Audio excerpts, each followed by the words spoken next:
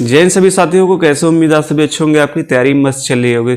साथियों, आपका डेली एक क्वेश्चन आता है कि मेरे जीके में जो है 10 से 12 क्वेश्चन ही सही हो रहे हैं। तो 10-12 क्वेश्चन काफ़ी कम माना जाता है। अगर आपका एवरेज स्कोर 20 प्लस जा रहा है तो आपकी जीके में ठीक स्कोर आ रहा है।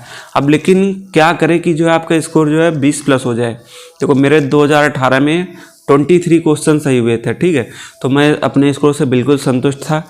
कारण क्या था कि मैंने यूपी जीके भी नहीं पढ़ा था ज़्यादा और ना ही करंट, मेरे पास दोनों नहीं थे। उस समय पर्याप्त तो साधन नहीं हुआ करते थे। 2018 में इतना ऑनलाइन चीज़ें नहीं थी। 2018 में आपको सोच सकते हैं 2018 में 1-2 चैनल थे ऑनलाइन क्लासेस के, तो आप जान सकते हैं वहाँ से कितना कंटेंट मिलता था। तो इस हिसाब से फिर भी मैंने तैयारी किया, लेकिन कैसे तैयारी किया वो मैं आपके साथ शेयर करता हूँ। तो अभी आपके एग्ज़ाम में 30 दिन का समय है, तो 30 दिन समझ लीजिए। तो 30 दिन को 15 दिन में डिवाइड कर लेना है, उसको 15 भागों में, ठीक है। जैसे 15 दिन ये हो गए, लास्ट के 15 दिन में क्या करना है, आपके पास कोई भी वन लाइनर बुक हो।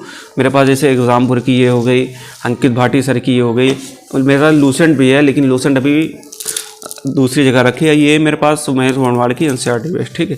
आपके पास कोई भी वन लाइनर बुक हो, ठीक है। ये बुक तो आपके पास वन लाइनर होनी चाहिए, साथ में किसी भी प्रकाशन की आपके पास ऑब्जेक्टिव बुक होनी चाहिए। जैसे ये आप देख रहे हैं, इसमें ऑब्जेक्टिव क्वेश्चन दिए हैं। ये ऑब्जेक्टिव क्वेश्चन जरूर वाली बुक आपके पास जीके की जरूर है। ये पढ़ने का तरीका है आपको, आप कैसे पढ़ना है मैं बता रहा हूँ, ठीक है।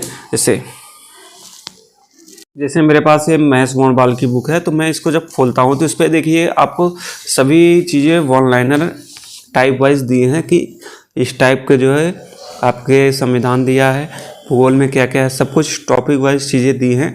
तो ऐसे आपको पढ़ना कैसे है किताब को, ठीक है। आप इतना क्षमता रखें कि संविधान को, जैसे मैंने खोला संविधान का सॉरी, पहला पार्ट क्या है, भारत का संवैधानिक विकास। अब देखिए कितना है, पूरा एक पन्ने में जो है संवैधानिक विकास खत्म हो गया। ये आपके नोट्स टाइप के है, जब आप इसको पढ़ेंगे ना तो आपको चीज़ें जो है एक बार पढ़ेंगे क्लियर हो जाएगा, ठीक है। अब यहाँ से आपको आपने इसको पढ़ लिया, ठीक है। एक साथ आप 2-4 टॉपिक पढ़ लीजिए, ठीक है।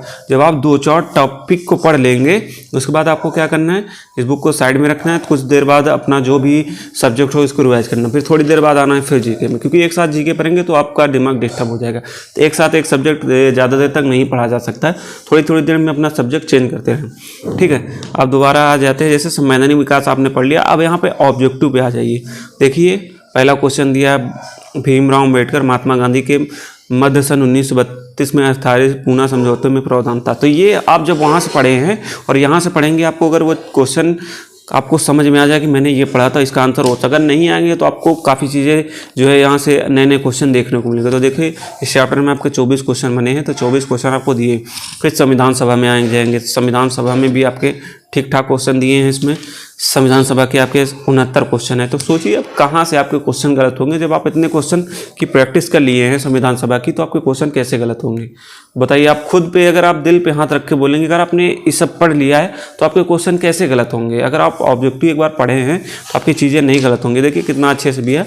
कोई भी आपके पास किताब हो, चाहे मेरे पास तो लूसेंट ऑब्जेक्टिव है, आप वह महेश वनवाल की ऑब्जेक्टिव ले सकते हैं या किसी भी प्रकाशन की ले सकते हैं। तो ये तरीका है आपके जीके पढ़ने का जो।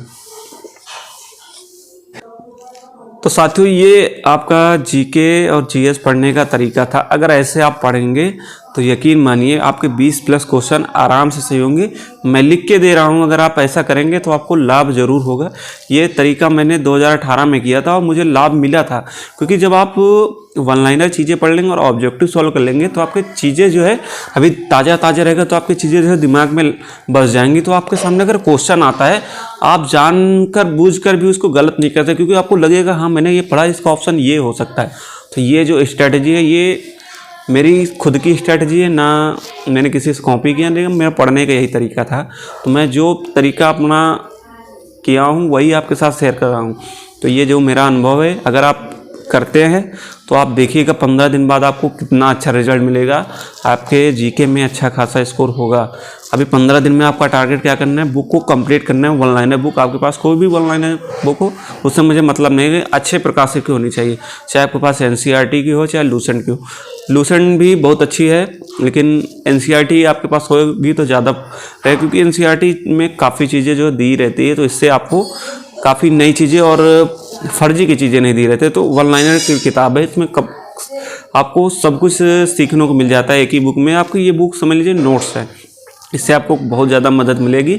ये तरीका अपनाइए और अगर आपको लाभ मिलता है तो फिर एक हफ्ते बाद या 10 दिन बाद इस वीडियो में ज़रूर कमेंट करिएगा कि मुझसे इससे लाभ हो रहा है और कौन कौन इस तरीके से पढ़ना चाह रहा है, तो कमेंट ज़रूर करिएगा।